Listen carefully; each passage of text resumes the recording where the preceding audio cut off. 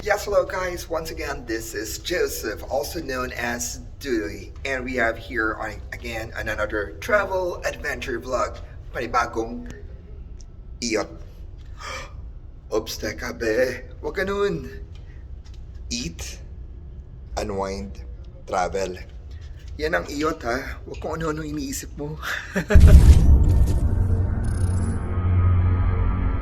So ayun mga dudes, mga be. Travel na naman tayo. Iyot.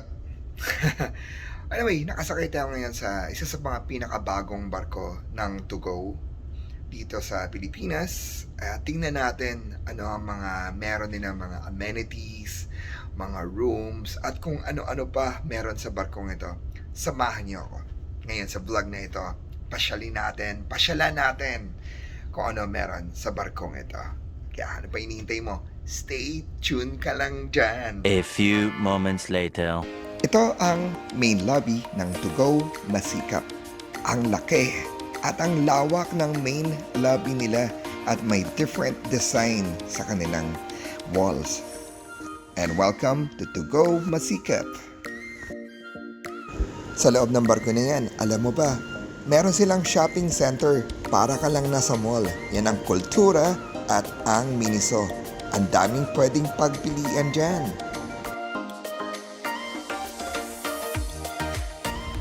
Dito sa store na ito, sa Miniso, sa loob ng barko, sa To Go Masikap, they have a stuffed toy of To Go. Diba? Ang cute.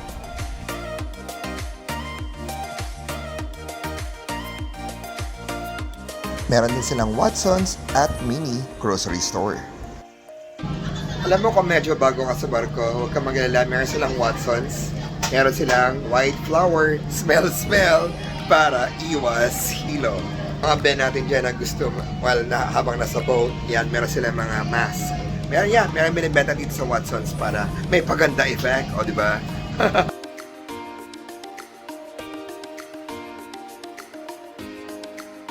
Thirsty, looking for some soft drinks?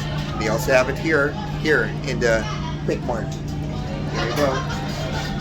Want to eat some chips during your trip? They also have it here. They have like a small grocery store here in To Go Masikap. Kompleto, diba? So, no need to worry. They have it all. Craving for some milk tea, snacks, different beverages like parang Starbucks and any coffee, iced and hot coffee? Yes, they also have it here in To Go.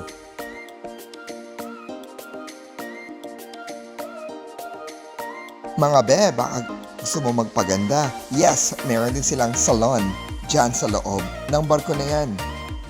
Meron kang karamdaman o naghilo sa biyahe? Huwag magalala, may clinic sila sa loob ng barko. Gusto mo ng sweets? Meron silang Goldilocks at brownies. At yes, dito sa loob ng barko, napakalaki ng food court nila. Yan ang Island Fiesta para sa mga nasa Mega Value at Tourist Class.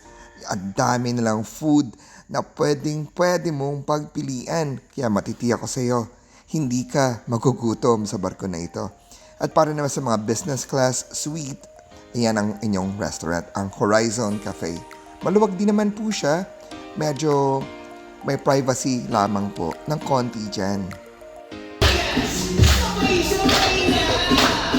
Ito naman ang observation deck ng To Go Masikap. Pwede kang mag-relax, nakaupo dyan, habang nakatanaw sa dagat. O diba, relax na relax ka dyan habang iniisip mo siya. Ay, kilig yan. Para sa mga kapatid nating Kristiyano, yes, merong prayer room sa To Go Masikap kung saan pwede kang magdasal. Lobat ka na ba? Huwag ka mag-alala, may charging station sila dyan. Huwag lang yung lobat na sa pag-ibig. At kung gusto mo namang kumanta, sige lang, kumanta ka lang dyan. Ilabas mo na ang talent mo dahil alam naming talented ka. Ito naman ang observation deck sa labas ng To Go Masikap kung saan pwede ka din mag-relax. Mahilig ka ba mag-yosi or vapor ka? Huwag ka mag-alala. Meron ding smoking area dyan sa To Go Masikap kung saan nakatanaw ka sa karagatan at isla. O ano?